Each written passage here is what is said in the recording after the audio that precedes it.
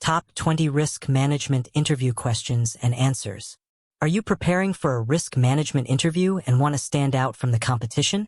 Whether you're applying for a role in finance, IT, construction, or healthcare, mastering risk management concepts is crucial. In this video, we'll walk you through the top 20 risk management interview questions and answers that hiring managers commonly ask.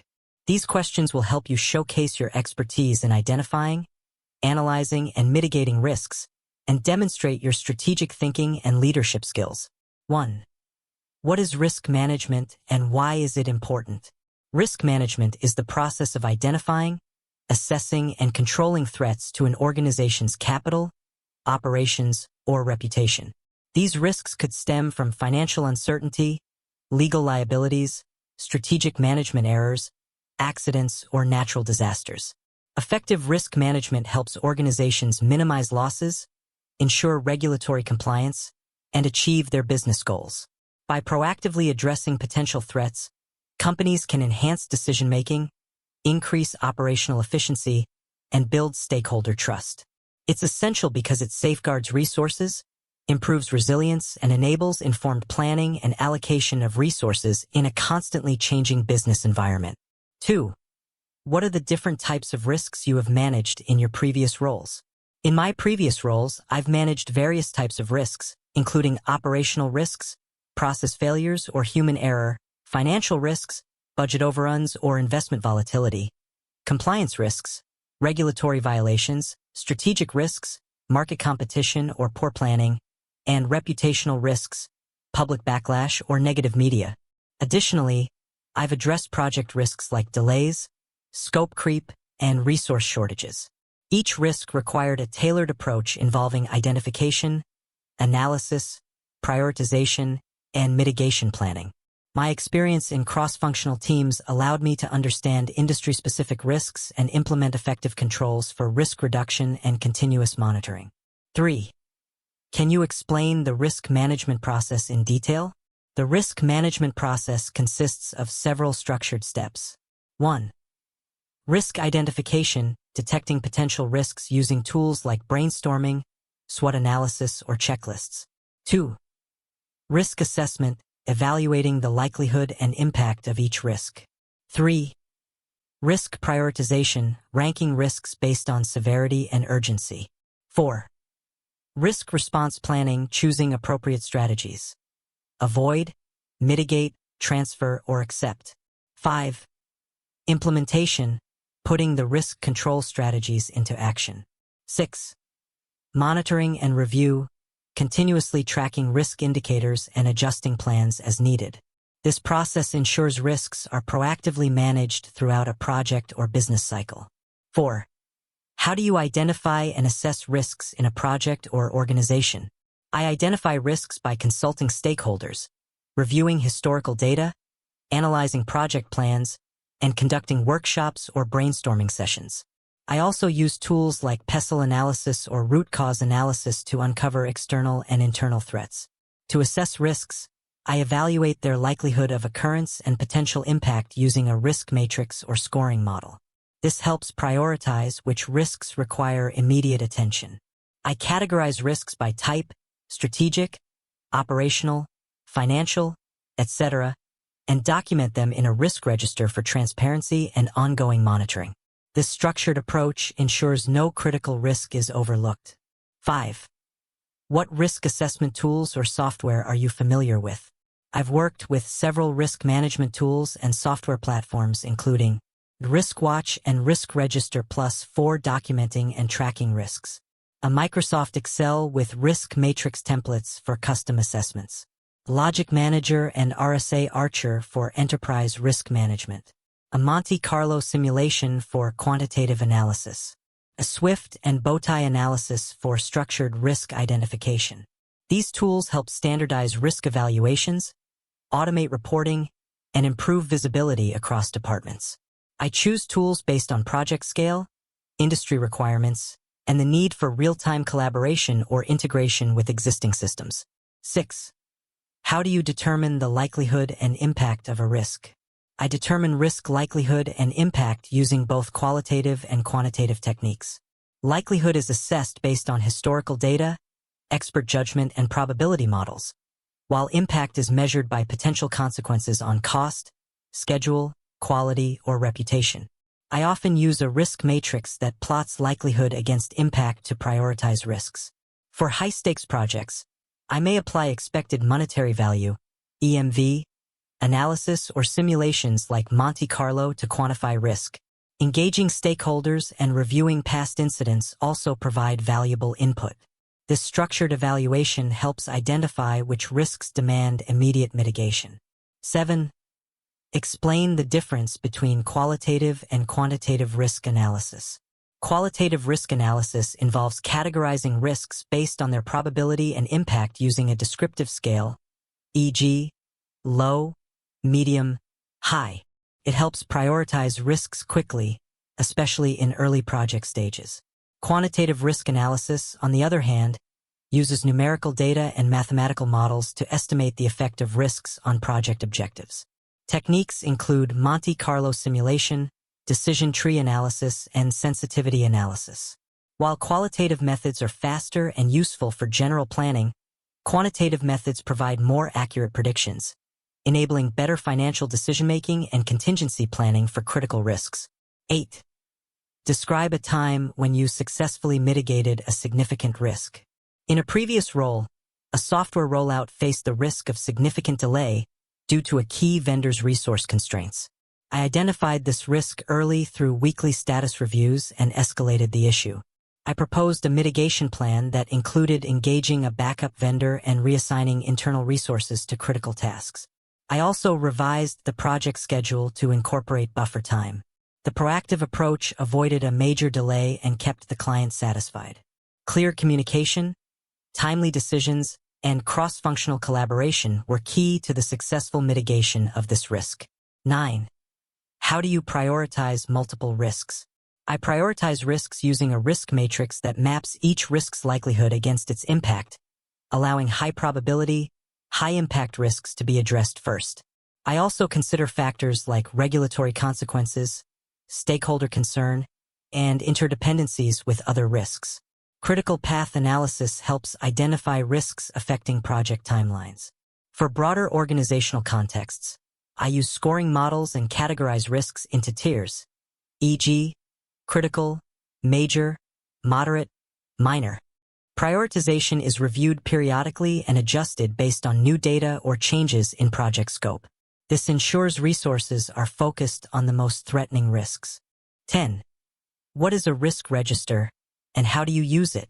A risk register is a document or tool used to record identified risks, their analysis, response strategies, owners, status, and monitoring actions. I use it as a central repository throughout a project or operational cycle. It helps track risk exposure, assign accountability, and monitor mitigation progress. Each risk entry typically includes its description, likelihood, impact, priority, mitigation actions, contingency plans, and review date. I update the register regularly during risk review meetings and share it with stakeholders for transparency and collaboration. This is a key part of a proactive risk management process. 11. How do you communicate risk to stakeholders and senior management? I communicate risks through regular status reports, dashboards, and risk review meetings tailored to the audience's interests. For senior management, I focus on high-impact strategic risks and their implications on business objectives, using concise summaries and visual aids like heat maps. For project teams, I share detailed updates on operational risks and action plans. I ensure transparency while avoiding technical jargon. When urgent, I escalate risks via formal channels with proposed solutions. Clear, timely communication builds trust and supports informed decision-making across all levels of the organization. 12. What strategies do you use for risk mitigation and control? My risk mitigation strategies include avoidance, eliminating the risk, reduction, minimizing likelihood or impact, transference, e.g., insurance or outsourcing, and acceptance, acknowledging and planning contingencies. I tailor the strategy based on the risk's nature and severity. I also implement internal controls, process improvements, and regular audits to manage risks proactively. For complex risks, I develop response plans with clear roles and triggers. Ongoing monitoring and key risk indicators, KRIs, ensure controls remain effective. Collaboration with stakeholders ensures buy-in and alignment across the organization. 13. What's the difference between risk mitigation, avoidance, and transfer? A mitigation involves reducing the impact or likelihood of a risk, e.g., backup systems for data loss. Avoidance means changing plans to completely eliminate the risk, e.g., not entering a risky market. A transfer shifts the risk to another party, typically through insurance, outsourcing, or contracts. Each strategy has its use depending on risk appetite, cost-effectiveness, and control.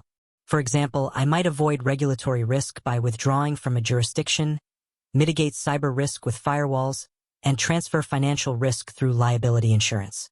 The best strategy is selected after evaluating feasibility and business goals. 14. Have you worked with enterprise risk management frameworks? So, which ones? Yes, I've worked with frameworks like COSO-ERM, ISO 31000, and Basel II in regulated industries. COSO provided a structured approach for aligning risk with strategy, governance, and performance. ISO 31000 helped establish consistent risk policies and procedures across business units. I used these frameworks to assess risks holistically, promote a risk-aware culture, and integrate risk management into planning and operations. I also contributed to risk workshops and audits to ensure compliance with standards and facilitated reporting to boards and regulators. 15. How do you stay updated on new or emerging risks in your industry?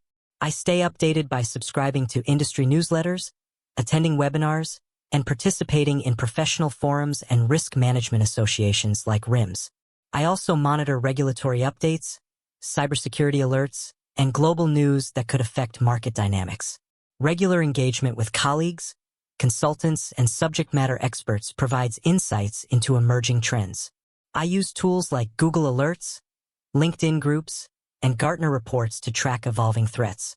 Staying informed enables me to anticipate and prepare for future risks before they escalate into critical issues.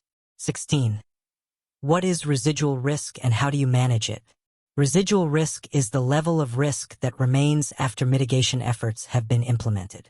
It's important because no risk can be fully eliminated. I manage residual risks by monitoring them regularly, establishing contingency plans, and ensuring they're within the organization's risk appetite. If not, further actions are taken or escalated to leadership.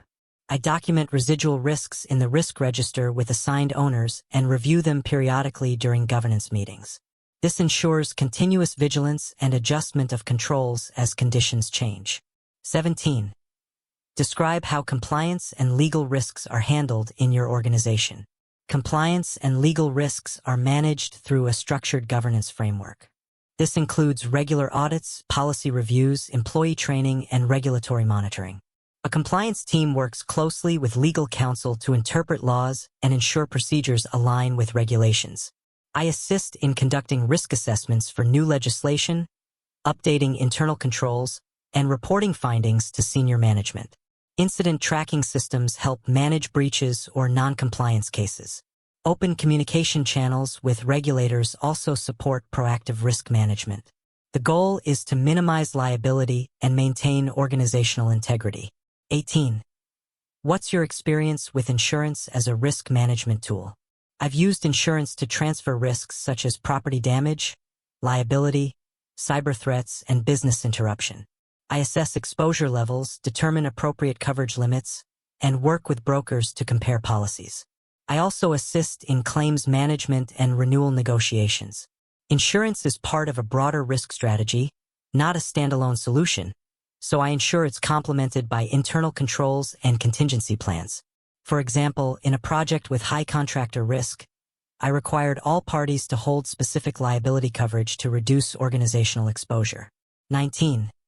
How do you handle situations when a risk becomes a crisis? When a risk escalates into a crisis, I follow a predefined incident response or crisis management plan. I activate the crisis team, assess the scope, and communicate transparently with stakeholders. Immediate actions are taken to contain the damage, such as system shutdowns for cyber attacks or public statements during PR crises. I coordinate with relevant departments, document all decisions, and keep leadership informed. 20. What's your approach to developing a risk culture in an organization?